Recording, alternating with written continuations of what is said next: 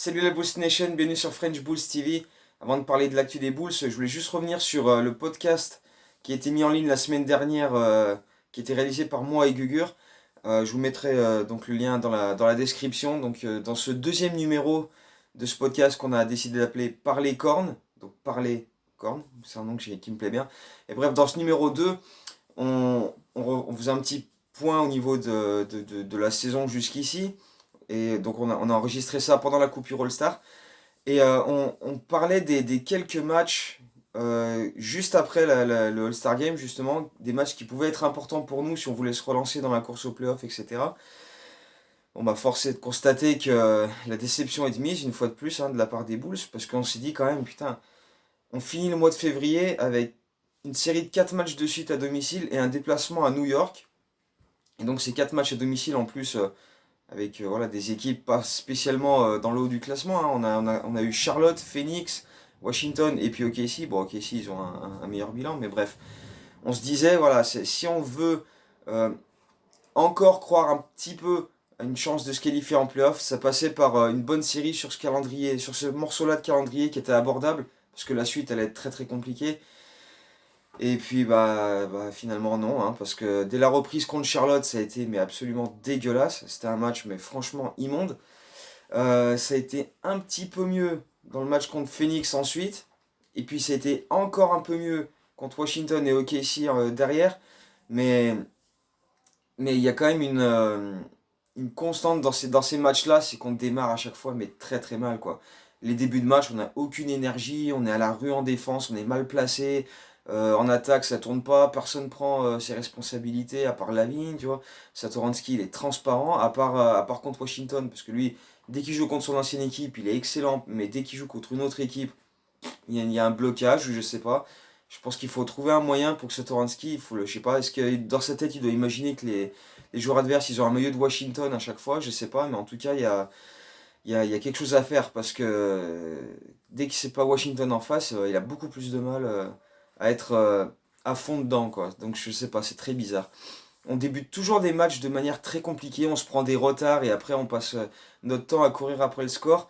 Et il faut attendre en fait l'entrée des remplaçants pour que l'équipe se mette à, tu vois, à, à se réveiller, à être active en défense, notamment avec Shaq Harrison qui fait de super séquences.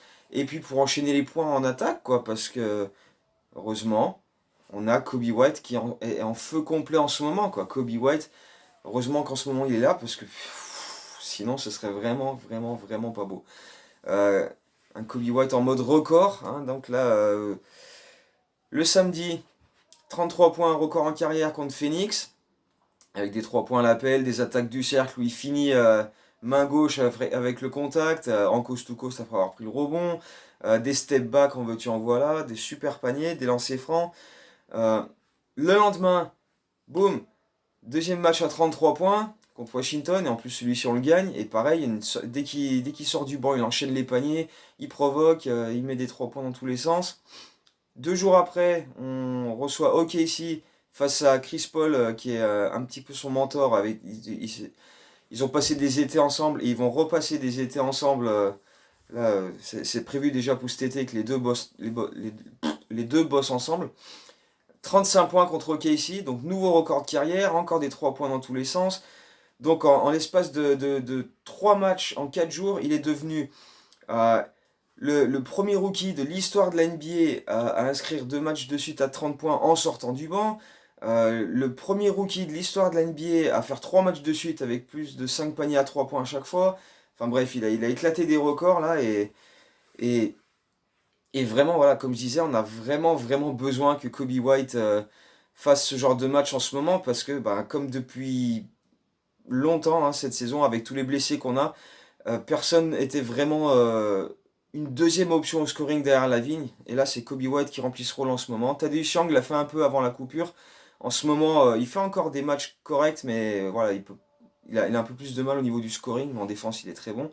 Mais bref, pour revenir sur White, le truc aussi, c'est sa progression dans sa sélection de shoot. Tu vois, hein, tu regardais en décembre ou même encore en janvier, voilà, il avait la balle, il prenait un tir. Il cherchait même pas à comprendre. C'était des tirs dans tous les sens, et pas forcément dans le rythme ou réfléchi. Là, c'est déjà un peu plus réfléchi dans tout ce qu'il fait. Et puis voilà, quand il décide de faire de bonnes passes, notamment en transition, il est capable de faire de super passes, trouver les bons angles pour les mecs qui cut, etc. Donc c'est vraiment intéressant. Sa progression à ce niveau-là est vraiment très forte. J'avais déjà souligné que le match contre Washington, juste avant la coupure, j'avais bien aimé son match dans le fait que voilà, il arrivait à donner de bonnes passes et qu'il était assez impliqué en défense. Et là, depuis la reprise, il enchaîne ça et c'est vraiment intéressant de sa part. Donc espérons qu'il poursuive sur cette lancée pour la fin de saison et que ça montre toute sa progression. Alors après, il y a toujours ce débat, est-ce que Kobe White devrait être titulaire? Parce que, alors, c'est même plus un débat, c'est qu'en fait, maintenant, il y a plein de sites d'infos quand ils disent, ouais, Kobe White a encore cartonné cette nuit, mais toujours pas titulaire parce que Bolen ne veut pas le. On dirait que même quand il se passe un bon truc, ouais, mais non, de toute façon, parce que voilà. Il y a toujours un truc derrière pour gâcher l'ambiance, tu vois, un peu. Alors, est-ce que Kobe White doit vraiment être titulaire? Moi, perso, je pense pas.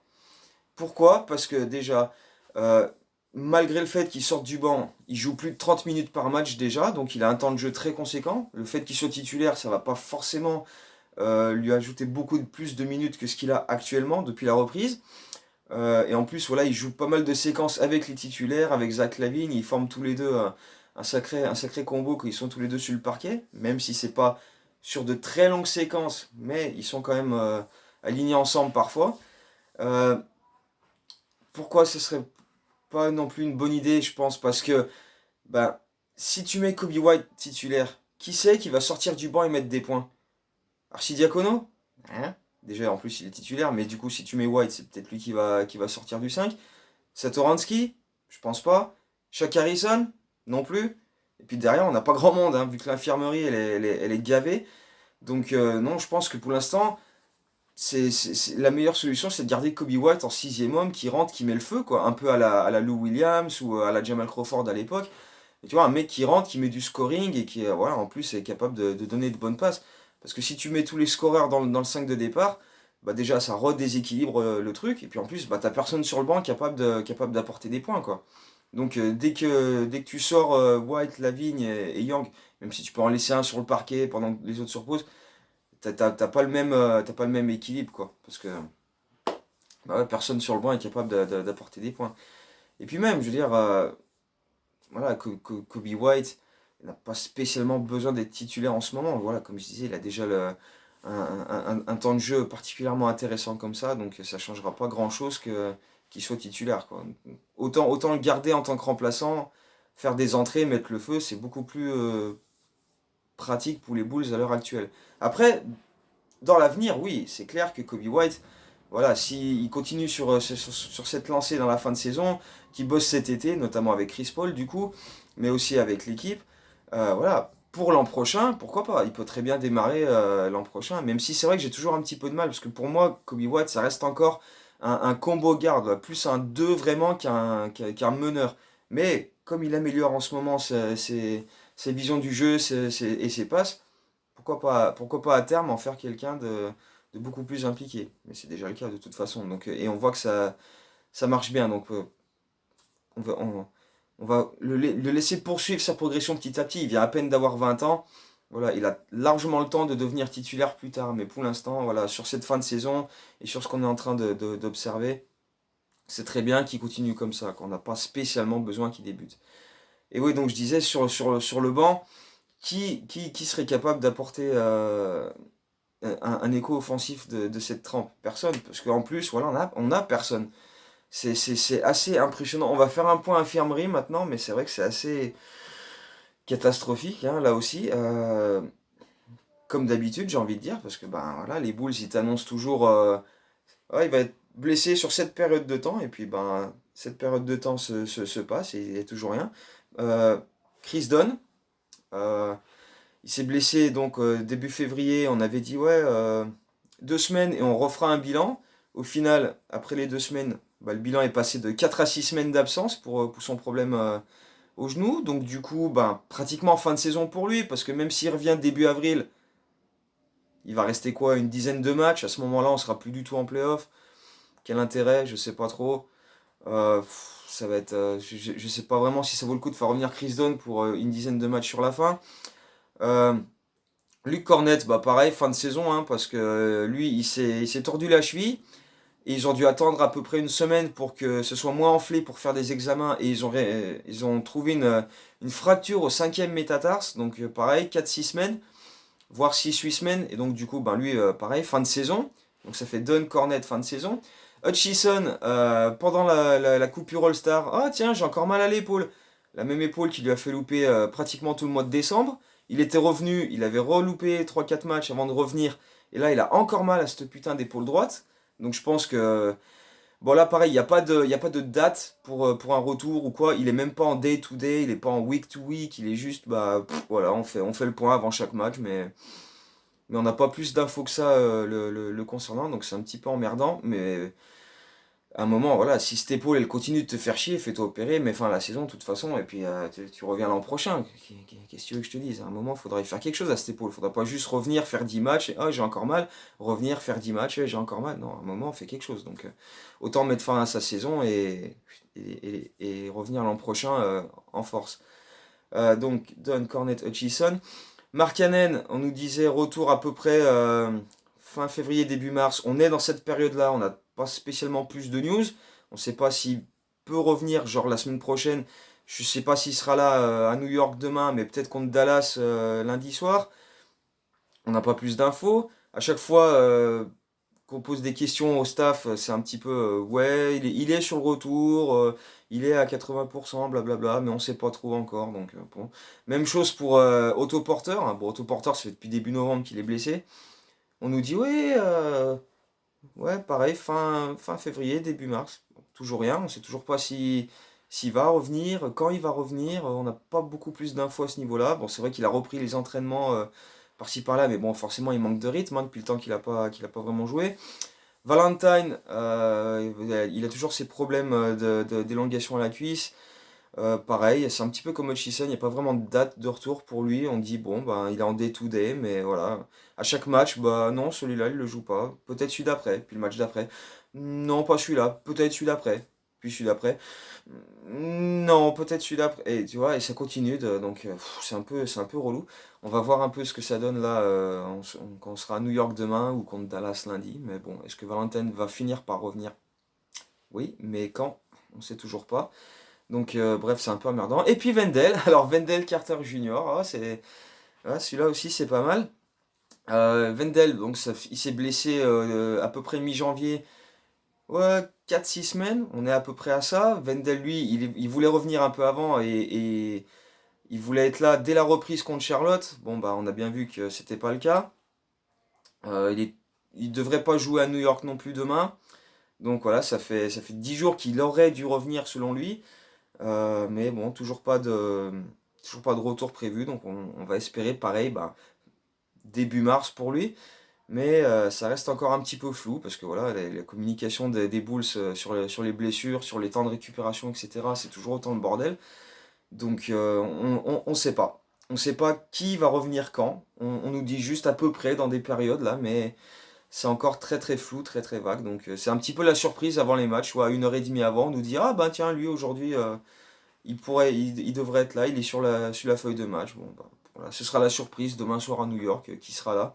Est-ce que Kobe White sera là demain soir à New York? Parce que Kobe White hier, il a manqué l'entraînement, il avait un petit souci au niveau du dos, mais ça devrait pas être très sérieux. Alors attention, je parle au conditionnel parce qu'avec le staff des Bulls, hein, on sait jamais, on sait jamais. Hein, il s'est réveillé avec peut-être un problème au dos, mais ça se trouve dans 3 jours, on nous dit faut qu'il se fasse opérer fin de saison. Tu ne sais jamais avec le staff des Bulls, tu ne sais jamais.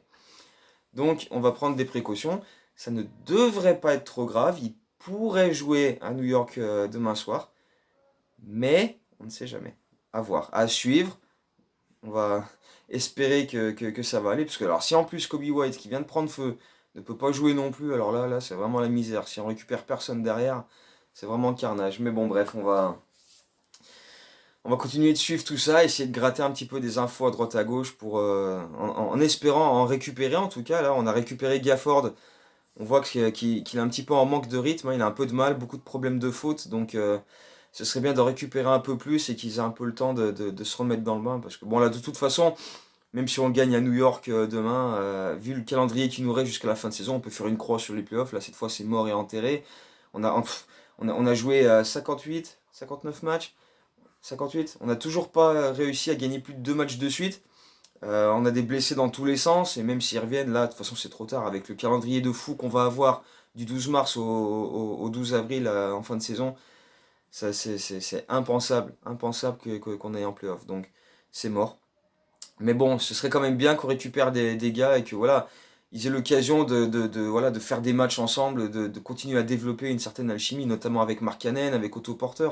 Voilà, ce serait bien qu'au moins les titulaires reviennent et puis que là, les mecs soient capables de jouer ensemble sur la fin de saison et qui nous montrent, voilà, ne serait-ce que signer une série positive sur la fin pour se dire, voilà, cette équipe-là, quand ils sont tous en forme, ils sont capables de faire quelque chose, ça peut être de bon augure, tu vois. Pas qu'on finisse la saison avec encore la moitié de l'équipe de G-League comme l'an dernier, là, avec Walter Lemon Jr., avec Brandon Thompson, etc., quoi.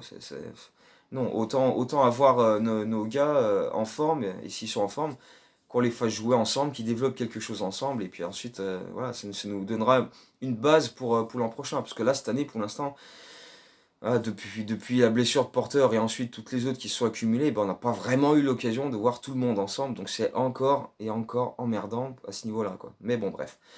On va suivre tout ça, on va suivre tout ça. Puis bon, de nouveaux articles très prochainement, de nouvelles vidéos, de nouveaux podcasts aussi maintenant. Donc pareil, hein, je vous mettrai les liens dans la description. Et puis ben, on se retrouve très bientôt pour une nouvelle vidéo. Allez, go Bulls, à bientôt.